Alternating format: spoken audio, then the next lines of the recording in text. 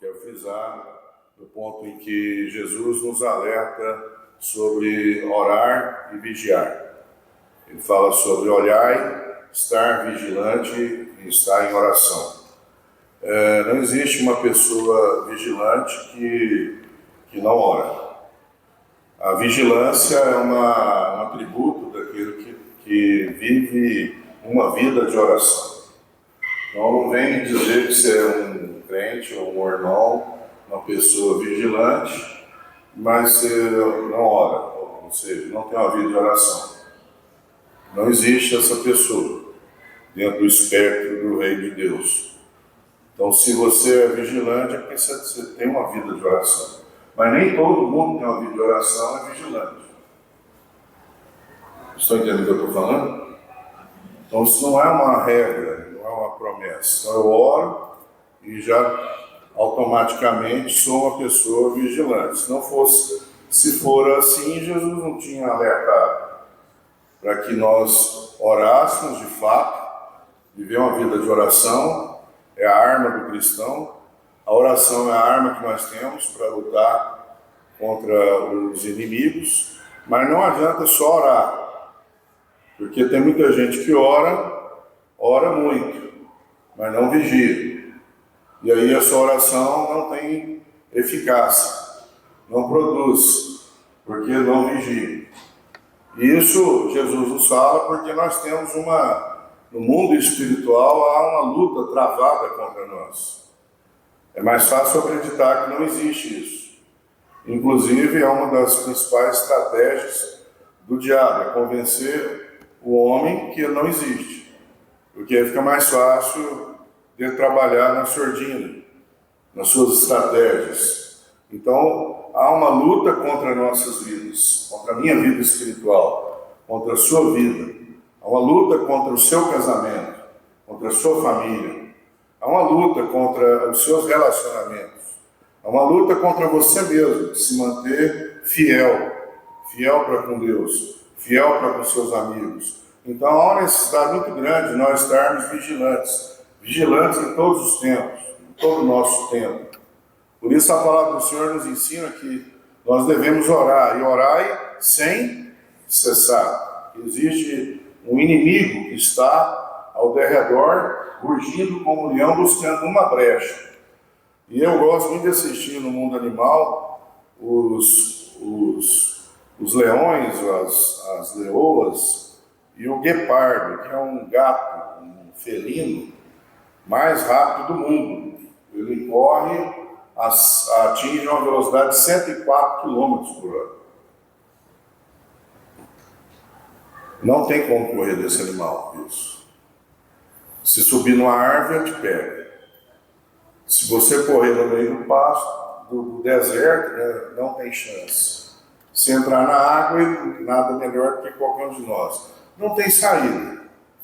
Só se tiver um lugar para você entrar e fechar a porta, né, senão, um veículo que você fecha a porta. Entra dentro de um buraco, um calabouço e fechou. Não tem jeito. E é um animal muito perspicaz. Ele é um animal muito atento. Ele fica atento à sua presa, observando os movimentos da presa. E ele fica ali, às vezes, por horas. Ele tem paciência. Aliás, ele tem muita paciência. E ele só ataca quando a sua presa se distrai, quando a sua presa vacila, comete um erro, comete um engano, quando ela se isola do bando, fica sozinha, ou quando ela se distrai na sua vigilância. E a presa, e todas as presas que vivem no deserto, na África, ela come, ela bebe água o tempo inteiro, olhando para os lados. Ela bebe água e não fica ali distraída o tempo inteiro, olhando porque ela é uma presa. Ela está sendo caçada o tempo inteiro. Aquele animal que é a presa, ele sabe que existe um predador. Aquele animal que está ali, ele sabe que existe um predador e que vai lhe atacar. Então ele fica atento. Ele vai comer, ele vai beber água, ele não se demora ali naquele movimento de comer ou beber água, é o tempo inteiro olhando. Porque ele não pode vacilar, ele não pode se distrair. E se ele fizer algo de distração, é o momento em que o seu inimigo vai atacar. E o seu ataque é fulminante, é fatal, não tem erro. Às vezes eles erram, às vezes acontece isso, mas na maioria das vezes ele consegue então atacar a sua presa. E essa relação do mundo animal, dessa caça, é muito parecido com a nossa vida espiritual.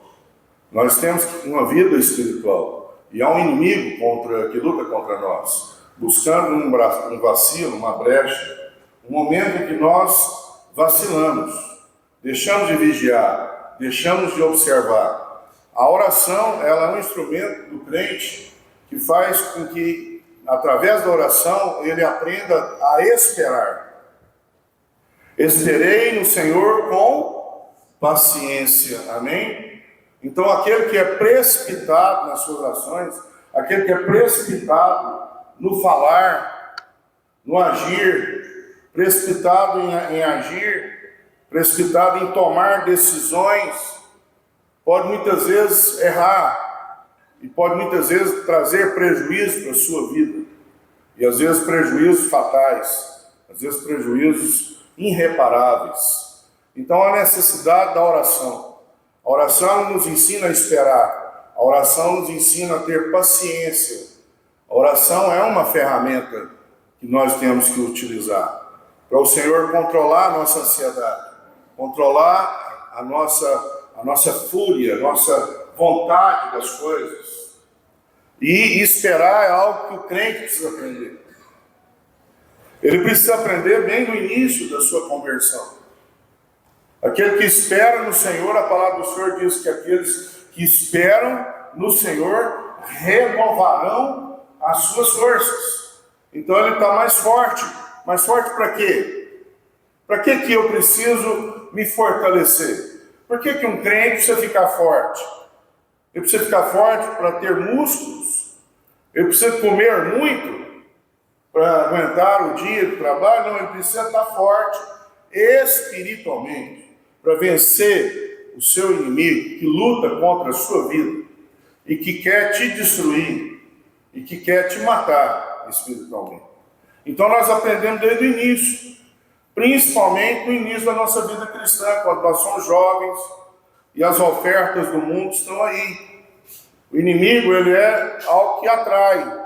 Um guepardo, se você olhar para ele, a beleza daquele animal te atrai. Você pode ficar hipnotizado. Quem já viu um guepardo? Não? Muito bonito, eu acho muito bonito. E eu provavelmente ficaria ali hipnotizado. Eu não posso, provavelmente, ir nesses lugares, na África, por exemplo. Tem gente que desce daqueles carros, né, e vai próximo dos animais. Tem vários vídeos na internet. As pessoas são atacadas por leões, né? São atacados por aqueles animais porque eles são afoitos, desce, né? Não deveria ir ali e vai até aquele animal. É um animal exuberante. O leão é o rei da selva. Esses animais felinos, eles são exuberantes, são animais que chamam a atenção. Então ele hipnotiza, ele chama a atenção. Então as coisas do mundo que nos seduz não são coisas horríveis, feias, ou sem graça, ou cansativa. Pelo contrário, são feitas para atrair, são criadas para seduzir. São criadas e elaboradas com muita estratégia para seduzir e convencer a maior parte das pessoas. Então, quando eu sou um jovem, por exemplo, que eu não tenho uma instrução na Bíblia, na palavra do Senhor, e não frequento a igreja, ou não tenho um pai ou uma mãe que me orienta, eu sou presa fácil do mundo lá fora, das amizades, do vício, das seduções. Esse animal é a relação que eu estou dizendo da nossa vida espiritual. E é uma relação que A palavra do Senhor diz em Mateus, capítulo 26, versículo 41, vigiem e orem para que não caia em tentação. O espírito, na verdade, está pronto, mas a carne é fraca. Que a palavra do Senhor diz que o espírito, na verdade, está pronto, mas a nossa carne é fraca. Por isso nós precisamos vigiar, nós precisamos orar. Porque os convites, as seduções, elas estão no mundo. Eu preciso vigiar a minha fala. Eu preciso vigiar o que eu falo. Muitas vezes nós falamos coisas precipitadas. E aí não adianta pedir desculpa. Você já magoou. Você já feriu. E às vezes uma fala precipitada, sem vigilância, causa dores, feridas muito maiores do que se fosse um tapa, por exemplo. Há crianças e há filhos que lembram de coisas terríveis que ouviram dos seus pais. Aliás, uma criança, ela conta tudo. O crente deve ter uma vida constante de oração. A palavra do Senhor diz lá em Gálatas 5, que nós temos uma luta contra a carne e o espírito. Essa carne está fraca, porque é uma luta que nós temos. Lá em Gálatas vai falar dos frutos da carne, do fruto do espírito. Há uma disputa entre a carne e o espírito. Então nós precisamos fortalecer o nosso espírito através da oração. E através de uma oração com vigilância. Então eu preciso eu preciso vigiar muito em coisas que eu faço. A primeira coisa que eu disse é vigiar no falar. Vigiar no falar, né? Uma vez eu ouvi a minha esposa contar, um pastor que estava pregando, ele falou, às vezes, irmãos, eu já falei tanta coisa que não tinha que ter falado no púlpito da igreja, e quando eu terminar eu tinha que descer e pedir desculpa para um e para o outro, mas já tinha falado. Já tinha falado. Então são coisas que a gente precisa ter muito cuidado. Vigiar o nosso relacionamento, nossos relacionamentos, seja de casados, seja com pessoas, né, que você confia, que é seu amigo, e às vezes você comete enganos precipitados e falam coisas que não deveriam falar para o cônjuge, numa briga, numa discussão. E numa discussão e numa briga, a gente sempre procura o caminho. Qual o primeiro caminho que a gente procura? Quando a gente está nervoso, quando a gente está irritado, quando a gente está não muito bem emocionalmente. A gente procura o caminho da carne e fala um monte de coisa que não devia falar. E briga, e discute, e ofende. Sendo que a gente tinha que orar por essas situações. Sendo que a gente devia orar para que Deus mude aquela situação que está acontecendo e que está te desagradando, que está te entristecendo. Tem alguma coisa que está te entristecendo no seu relacionamento, seja com seus pais, seja com alguém que você gosta, no seu casamento? Então você tem que orar. Essa é a nossa arma. A discussão, a briga, essa é a arma da carne. Então nós precisamos aprender a viver uma vida de orar e vigiar em todo o tempo e praticar aquilo que nós aprendemos. Como eu disse, orar, tem muita gente que ora, mas não vigia. E aí a sua oração perdeu a eficácia. Então nós precisamos vigiar em todas as nossas ações. Vigiar no que nós ouvimos, vigiar no que nós vimos, olhamos, vigiar os nossos ouvidos, vigiar os nossos olhos, vigiar a nossa mente, orar e falar, Senhor, a minha mente está cativa ao Senhor. O que você tem olhado? Você tem olhado para o seu celular? O celular é uma ferramenta extraordinária. Quando eu falo celular, eu estou falando de uma rede social ou estou falando de uma biblioteca fenomenal que você pode pesquisar o que você quiser. O que você está pesquisando? O que você está acessando? O que você está clicando? Quando aparece alguma coisa, você clica. Você tem curiosidade de ver? São coisas que hoje nós precisamos estar muito atentos. As armas contra nós, elas já estão elaboradas para destruir a sua vida, destruir a vida de crente, destruir a vida de pastor. Tem muito casamento acabando por causa do celular. Tem gente perdendo o emprego por causa do celular. Tem professor que ao invés de ficar dando aula, ele está olhando o celular. As crianças estão sentadas esperando e ele está lá olhando o celular. Tem gente que trabalha numa empresa, no escritório, e tem que estar lá recebendo para isso, para executar o seu trabalho, e na hora no computador está olhando outras coisas. Fúteis. Às vezes coisas que trazem o pecado, prostituição, jogatina, jogos. Vocês sabiam que hoje 80% das ocorrências numa delegacia são de estelionatários?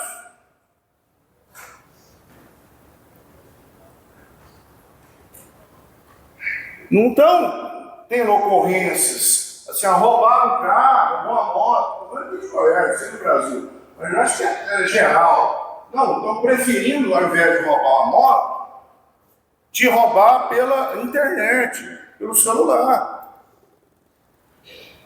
Através de muitas situações, que eu não vou ficar aqui citando. Então são curiosidades, são coisas, mas rouba quem? Rouba aquele que está com o seu olhar aguçado, com o seu coração contaminado. Você tem que vigiar o seu coração, você tem que vigiar a sua mente, você tem que vigiar o seu olhar. Então quem é que vai cair, às vezes, em golpes? Aquele que quer levar vantagem. Você vai comprar um carro de 40 mil, você vai pagar 20 mil? Está errado. E você vai comprar? E você acha que você é o esperto? Você é o espertalhão? Você fez um bom negócio? Você vai ganhar em cima disso aí? Pô, o carro custa 40 mil, você vai pagar 20 mil, sabe? Aí você vai lá e passa o Pix para 20 mil. Você faz isso achando que você está fazendo um bom negócio. Pô, você está sendo enganado. Sabe que dia que você vai pegar dinheiro? Nunca mais. E tem todas as estratégias. Você acha que eu estou falando coisa de gente boba? Isso é profissional. O cara te mostra até o carro. Então a gente precisa orar e a gente precisa estar vigilante. A gente precisa buscar ajuda de Deus, ajuda do Espírito Santo de Deus, para que nós nos tornemos pessoas mais espirituais e não carnais. Que a gente se torne pessoas que olham para as situações conflitantes da vida e podemos enxergar o que está por trás daquilo, o que está por trás do convite, o que está por trás daquela conversa, o que está por trás daquele negócio. Senhor, abre os meus olhos espirituais. Amém? Abre os meus olhos espirituais. Não estou aqui pregando e não estou aqui dando um ensino para você ser um espertalhão, cara atento, ativo. Por mais que você seja esperto, por mais que você seja um cara instruído, sem a ajuda de Deus, do Espírito Santo de Deus, uma hora ou outra você será enganado, você será seduzido. Vigia nos seus relacionamentos, com quem que você está conversando, com as suas amizades, no seu trabalho. Coisas que nos prejudicam, que prejudicam nosso relacionamento, prejudicam a nossa vida, que destrói casamentos, que destrói famílias, que destrói aquilo que Deus tem planejado para nós, para o homem. Olha só que coisa mais linda de Deus. Nesse momento, a Aurélia Assad está lá no hospital com a sua bebezinha. Isso é uma maravilha de Deus, uma família que está sendo construída. Amém? Amém, irmãos? Pois é, essa mesma família de muitas outras pessoas, que um dia teve um filho, e que também foi no hospital, e que pegou essa criança, que ajudou a cuidar dessa criança. Algumas pessoas, infelizmente, por não vigiar, não está atento, seduzido por algumas situações, elas destroem essa família. Essa família é destruída. Aquela criança que nasceu lá outrora, anos atrás, hoje, com 7 ou 8 anos, não estou dando exemplo, só usei o exemplo do Aurélio para falar nesse momento. Eu estou falando de exemplos de outras situações. Com crianças que eu conheço, que eu já vi, de 7, 8 anos, que não tem um pai, tem só a mãe. Ou não tem a mãe, tem o pai. E como eu disse, crianças contam tudo para os professores, como eu estava dizendo para pedagogas ali. Elas contam, não precisam perguntar, elas chegam e contam tudo. Então você toma muito cuidado com o que você fala dentro da sua casa, você toma muito cuidado com o que você faz dentro da sua casa, você toma muito cuidado com o que você faz com a sua esposa, ou a esposa com o esposo na frente do seu filho, porque ele vai contar.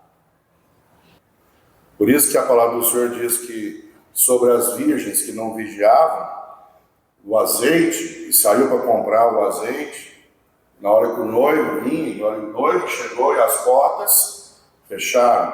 Nós devemos vigiar nossos pensamentos, nosso coração, aquilo que nós pensamos, aquilo que passa pela nossa mente. Inclusive, isso é muito sério, pensamentos de mal.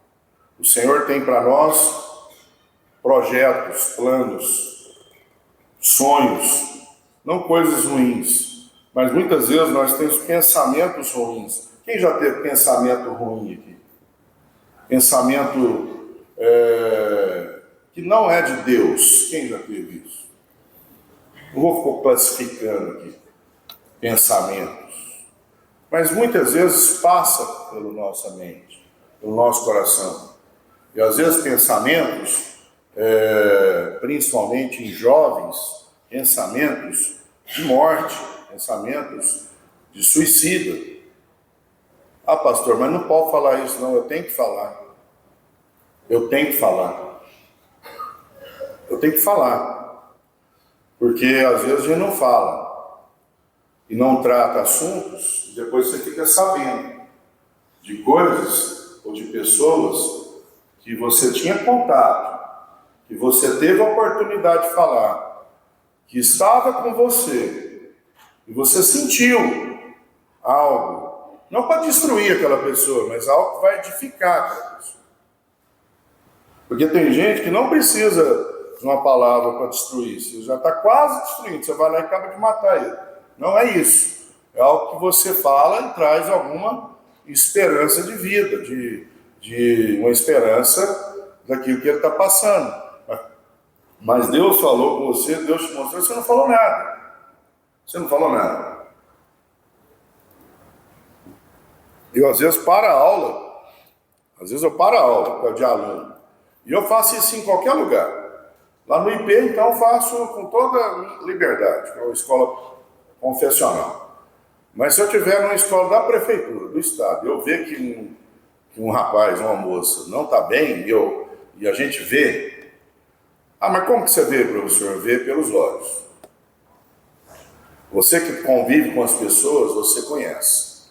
Você conhece o seu aluno, você conhece seu filho, você conhece seu amigo, você conhece as pessoas que você convive. Então, quando você olha nos olhos, ou quando você vê alguém e você que não está bem, você é um cristão, você é um homem de Deus, uma mulher de Deus, você está naquele lugar e você se omite de não ser um canal de Deus para aquela pessoa, e às vezes ali acontece algo futuro na frente que você não interviu, o Espírito Santo de Deus queria que você intervisse naquele momento. E aí você foi negligente. Você foi negligente, omisso. A gente pode pecar por muitas coisas. E às vezes a gente peca porque nós estamos nesse mundo. A gente tenta lutar contra o pecado. Mas um pecado a gente não pode cometer, que é o pecado de omissão. É o pecado de omissão, de ausência. Como assim, pastor? Como assim? Eu vou te falar como assim. Você está no lugar de trabalho e nós vamos reunir ali e alguém precisa... E o grupo de trabalho onde você está ali vai fazer uma oração. Você é um crente você é um obreiro, você é um irmão da igreja, você vem na igreja, você fala na célula, você fala no grupo familiar, você fala lá na sua família, mas ali naquele momento do trabalho de pessoas que não é do seu convívio, é o momento que Deus vai te usar ali, aí você se omite, você se esconde. Você não se mostra. E ele colocou lá a foto de um soldado que suicidou ontem. Um rapaz novo, acho que não tem 30 anos. Fiquei muito triste com aquilo. Muito triste. Parece que o casamento dele acabou, né? Ele estava devendo dinheiro e casamento. Ele tirou a sua vida. Algum momento alguém não foi um canal ali para ele. Que dia que você tem feito o seu papel de cristão? Qual foi a última vez que você usou o que Deus te deu? Você está atento, olhando em todo o tempo, vigilante. Deus te levou a ser uma pessoa atenta no mundo espiritual. As coisas estão acontecendo no mundo espiritual, ao seu redor, aonde você está, e Deus quer te usar. Aí, quantas vezes você está sendo útil para o reino de Deus nesse momento? Ou você tem se omitido? Ou você tem se acovardado? Ou você não tem feito o que Deus tem pedido para você fazer? Isso é um ministério. O ministério que Deus nos chama para exercer é muito mais poderoso e muito mais forte assim, dessa maneira. Ter ministério não é só cantar ou pregar aqui, não. A força da igreja não está aqui. A força da igreja está aí. Fala para o irmão que está ao seu lado. A força da igreja de Jesus Cristo está em nós. Está em mim. E você. A igreja produz muito mais. Você não tem ideia de a força, o que tem a força de uma igreja. Se a igreja fosse resumida só no púlpito, então ela seria um projeto muito fraco da parte de Deus. Deus é muito inteligente, Deus não vai fazer isso. Que dia que nós temos feito isso? O nosso papel de cristão, pastor. Você tem um aniversário da sua família, lá de um tio seu pai, de sua mãe, que não é crente, ou de alguém lá na escola, que está fazendo aniversário, você fala, eu quero orar aqui, fazer uma oração. Você acha que alguém vai para você não orar? Alguém vai dizer assim, não ora não, porque isso aqui é ruim para nós. Você não está pregando, não, ele nem está falando para as pessoas ir para a igreja dos evangélicos. Ali pode ter várias pessoas de várias religiões. Não interessa, não é o que está em questão. O que eu estou dizendo é assim, você se levanta e fala, quero orar, quero abençoar a vida dessa pessoa. Nossa vida, quero orar aqui na escola. Quero orar aqui. Vamos trabalhar aqui agora, são 6h55, vamos trabalhar aqui hoje de manhã. Vamos fazer uma oração. Vamos orar aqui, vamos juntar aqui, vamos fazer uma oração, para que o Senhor possa abençoar esse dia de hoje.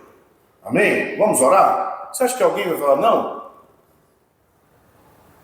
E aí, daí a pouco, sabe o que vai acontecer? Aquelas pessoas vão ver em você alguém de Deus, alguém que pode, às vezes, te procurar, conversar, contar coisas. Alguém que é uma referência ali, naquele lugar. São coisas que Deus nos chama para fazer. Nos traz esse entendimento. Então nós temos que vigiar em todo o tempo. E eu vou terminar aqui, já passando para o final. Vigiar em relação à nossa vida espiritual, em relação à nossa alma, nossa vida natural, vigiar em toda a nossa saúde, cuidando do nosso corpo, da nossa alma, do nosso espírito. Você tem cuidado do seu corpo?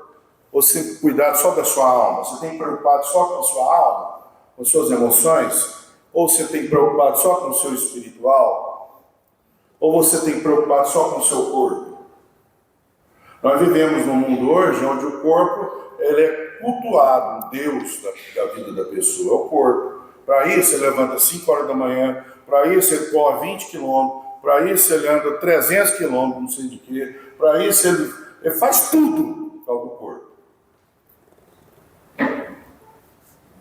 Não estou dizendo que está errado Eu levanto 5h30 da manhã. Mas é só isso. É só isso. Eu tenho muita vontade, muito desejo, muita disposição para isso e nada para outra coisa. E nada para as questões espirituais. E não leio a Bíblia, não oro, não preocupo com a minha vida espiritual. Isso é uma estrutura de equilíbrio. Se você falhar em uma delas, não permanece de pé. Tem que haver um equilíbrio na nossa vida espiritual, na nossa vida natural, no nosso corpo e na nossa alma. Então tem que cuidar de todas as áreas da minha vida, senão há um desequilíbrio. E isso não é fácil. Olha para mim, presta atenção, olha para cá. Se isso fosse fácil, não tinha função da igreja. Você precisa estar na igreja, você precisa estar inserido no corpo de Cristo, você precisa ouvir a palavra de Deus para você adquirir fé, conhecimento, entendimento das questões espirituais, para você poder adquirir armas, para você lutar contra o inimigo. Você luta de que maneira que você luta? Então você precisa da igreja, você precisa de Deus, você precisa da ajuda do Espírito Santo de Deus, não lá na sua casa, não relacionando só lá na sua casa, mas relacionando no corpo de Cristo, na igreja do Senhor Jesus. Amém? É aqui que você fica forte. Juntos somos mais fortes. Há uma bênção, uma promessa para a igreja do Senhor. Então você está aqui para você se fortalecer enquanto igreja, enquanto corpo. Então agora, dia 23, sábado, nós vamos fazer aqui um culto de casais. Palavra para casais. Casados. As minhas meninas ficou rindo. Eu falei, não, se tiver separado, pode ir também. É só se não casou, não tem jeito. Pode faltar uma palavra para quem não casou. Casados, e se separou e quiser ir os dois, pode ir. Pode sentar separado, não tem problema. Está brigado mesmo, então um senta lá, outro senta para cá. Mas se quiser, pode vir. Pode chamar. E aí você, acho que isso é desnecessário, isso é fundamental. O meu casamento, a minha vida, são feitos trabalhos dentro da igreja em todas as áreas, para o homem, para a mulher. Há reuniões que precisam ser só de mulher. Há reuniões que precisam ser só de homens. Você acha que uma mulher ela vai se abrir em um grupo heterogêneo? Eu acho que não. Essa mulher que é minha esposa, era uma pastora. Dá para você reunir com outras mulheres, enquanto elas reúnem, demora, elas falam demais, demora. Mas eu tenho, não tem problema não, coisa de curso. Porque elas falam demais. Mas elas falam tudo. E é bom para elas. E elas oram. E elas ficam fortes. Não é, André? Elas comem também alguma coisinha. É bom, né? Tem um alimento assim, no final. É muito ruim, assim, no lugar não tem nada para comer no final. Eu falo para meus alunos assim, eu gosto de aniversário que tem coisa de comer. Como é que você vai no aniversário e não é para comer? Então é bom. Ah, então você vai lá só para comer? Eu olho para eles assim, eu não sei, não posso responder. Eu posso responder, pastor Distante. Mas é muito importante essa área. E elas oram, e é muito bom. Eu faço isso com homens, é muito bom. Provoco eles para falar. Provoco. Às vezes não, às vezes tem que ouvir mais. Mas é reuniões que fortalecem. Nesse momento a gente está aprendendo, nesse momento a gente está adquirindo conhecimento. Nesse momento a gente está ficando mais forte para a gente lutar contra as astutas ciladas e armadilhas do inimigo que vem contra nós. Então nós estamos numa luta, numa batalha. Há um inimigo querendo te destruir. Há um inimigo querendo destruir a sua vida, o seu casamento, a sua família, o seu emocional. Você sabe o que é mais triste? Quando você fica muito mal com você mesmo. Esse é o mais triste. O mais triste, você quer ver uma pessoa destruída, é quando ele perde a autoestima. Ele perde a autoestima. Quando a autoestima dele é baixa. Se ele perder a autoestima, ele perde a esperança. Ele perde a vontade de fazer as coisas. Perdeu a vontade de fazer as coisas, você está destruído. Você virou presa fácil. Então o Senhor nos quer fortes. O Senhor nos quer cheio de fé. O Senhor nos quer cheio de esperança. O Senhor nos quer ousados. Para isso nós precisamos estar firmados na palavra, em oração, vigilantes. Vigiando o que fala, vigiando o que vê, vigiando o que ouve, vigiando a nossa mente, nosso pensamento, vigiando o nosso casamento, vigiando o trabalho, com quem você conversa, com quem se relaciona. Você vai dar carona com a mulher? Você é um casado, homem? Como é que você dá carona com uma colega do seu trabalho? Quem vai te ver lá na frente? E vai entender o quê? Você é casado. Como assim? Ou no máximo que você faz, e não é prudente, mas se isso aconteceu, chega lá na sua casa e conta. Ó, eu dei uma carona, a colega de trabalho, e eu peguei lá da escola e até no lugar, cara. Fala. Mas isso não pode fazer. Não pode, não é prudente. Não é prudente ter amizades, relacionamentos de muita intimidade.